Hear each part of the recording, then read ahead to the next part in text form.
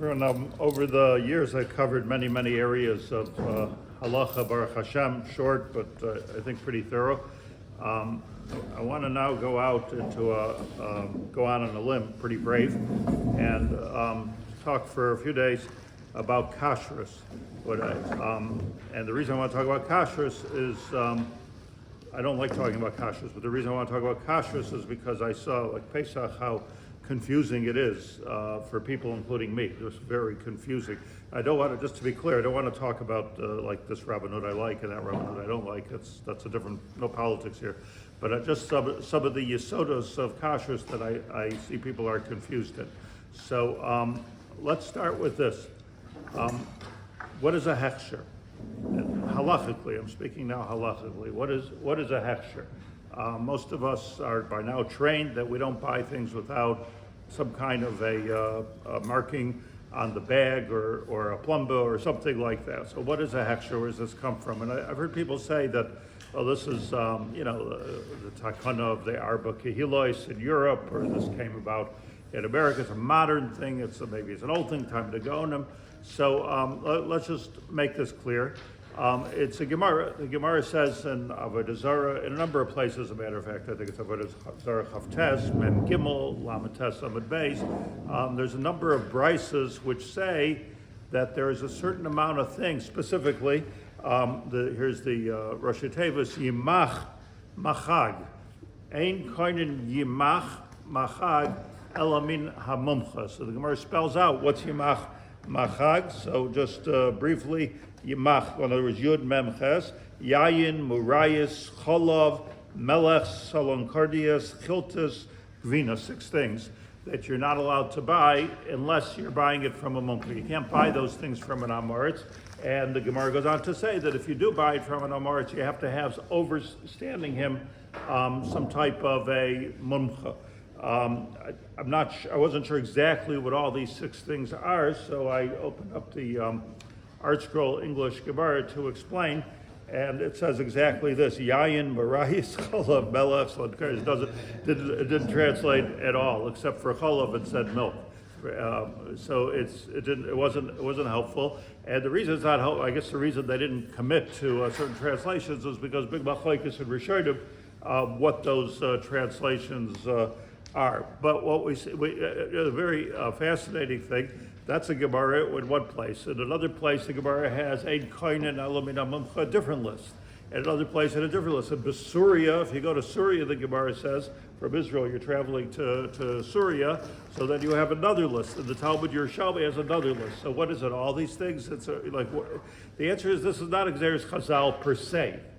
What the Gemara is telling us is that there are certain things that you need to buy from a mumcha, and that list is dynamic. That list changes. Some things could become less important over the years and generations. Some things could become more important over the generations. I guess a good example of this, without making a commitment to it, is milk, right? Milk is a perfect example. Cholov is on every one of those lists. You can't buy milk except for mina mumcha, because a guy, McDonald had a farm and he can milk his cow and he can milk his pig and he can milk his this and his that and mix it all into one and sell it as milk. But today, with at least in the United States, with the government supervision, changes things in some people's eyes. In some people's eyes, it doesn't change things. That's the Minig Yisrael is cholov. But you see how the list can change over the years. The point, though, is, by the way, the Rambam brings this in Hilchos Meichalos. He has yet another list of things that ain't quite an element about mumcha. Then the Ravid argues with the Rambam, and the Beis Yosef brings this. So it's what it means is that there are certain things that you can only buy from a mumcha. There's such a thing, and what that is that's your basis for a kashrus agency or a rav or somebody making sure that it's done right. You need some mumcha, some expert involved to know. So let me just say 2 things about this before we go into the halachas, but that's the basis of kasher. So not from the Gaonim, it's not from Poland or from Hungary. This is clearly from the Gemara, and the Gemara distinguishes between when you're in Eretz Yisrael or when you're traveling to Surah or when you're in Bavel. Different kashrus levels. In general, let me just say two things. Number one is that, in general, like we're talking about kashrus, you need to look.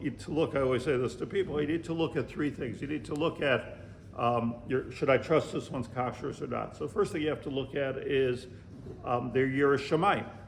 That's what you have to look at. If they're not a Yiras Shamayim, so you can't trust them. That's what the Gemara says. How do you know that they're the second thing you have to, let's talk about two. The second thing you have to look out at is that they're a mumcha. Do they know what they're doing? So you could have a person who's a big Yiras Shamayim and he's not a mumcha at all, or she's not a mumcha at all. And what's even worse than that is they think sometimes that they're a mumcha. All the time I encounter people like food biologists that don't know anything about halacha, and they're paskening on kasher because that's like my tchum. I know. It's you have to have a combination of Yiras Shamayim, a combination of mumchiyut, that you really know what you're doing, and you have to be a shomer Torah mitzvahs lemaisa. I mean, a shomer Shabbos, puts on tefillin every day. Those are the three criteria. And if you're missing one, you can be a great Yiras Shamayim, but if you don't know, so what good is it that you're a big Yiras Shamayim? You can be a big Yiras Shamayim and think that something is kosher and it's not kosher. That's one thing I wanted to say. That should be obvious, but you need the trifecta of believability in order to eat something from someone. It's an interesting idea of the United States of America. The United States of America, there are many kashrus agencies, good ones, OU, OK, Chaf K, Star K, all those things. There might be some bad ones, but I'm talking about the good ones. The major kashrus agencies that make it possible to live in America very, very easily. You go to the store and it's pretty clear. Now those kashrus agencies, Baruch Hashem, headed by different people, the different shittas, but they got together, which is a very important and fascinating thing, and it affects us here at Eretz Yisrael also. But I want to bring on mostly the halacha. They got together and they said they have these conferences, kashrus conferences, which I actually went to at one time in my life. We used to go over. But they decided under the direction of Rabbi Heinemann and Rabbi Ganak, they got together and they said, let's divide all the tens of thousands, maybe hundreds of thousands of ingredients that go into a bagel. Let's chemicals, words that nobody has any, you look at the back of the can, you have no idea what it means. My personal feeling is if you don't know what it means, don't eat it. That's my personal feeling. It's probably bad for you, but let's talk about kashrus over here. They came together and they said there's really three categories. This is all I want to say. There's category 1, category 2, category 3. Category 1 are things, tens of thousands of things, ingredients that you'll see on every product that need no hechsher at all. And we could all agree that these things don't need a hechsher. If anybody disagreed and said something does need a hechsher, so all the kosher agencies agreed. If they could, but there is a list. By the way, this is a list. I printed out of category 1. I don't know how many things are here, maybe 150 things. But you have things that don't need, like baking soda, doesn't need a hechsher, extra virgin olive oil, honey, pure filtered, molasses, oats. Interesting, right? These are things that there's a list of things that all agree, category 1 things that don't need a hechsher at all. Anybody's welcome to give help on this. This is available online. Category 2 those are things that don't need a hechsher. Category 2 are things that do need a hechsher, but all the kashrus agencies have the same standard on it. So therefore, they can mix. It's very important for them to be able to mix between the companies, and can Procter & Gamble use Heinz's ketchup. So there are certain things that everybody agrees needs a hechsher, but everybody agrees that everybody else's hechsher is good. That's a different list, which I don't have with me now. That list is probably very similar to the list in the Gemara of Yimach Machag. I mean, these are things that need a hechsher, they need a mumcha, but they have a mumcha. And then there's category 3, chicken, meat, shchita, stuff like that, which need a hechsher, and they don't agree. Meaning agree, that's not that a matter of agree is the wrong word, but they have different standards. So just because the OU says chicken is good, Rabbi Heinemann might not say it's good. I'm just throwing that out there.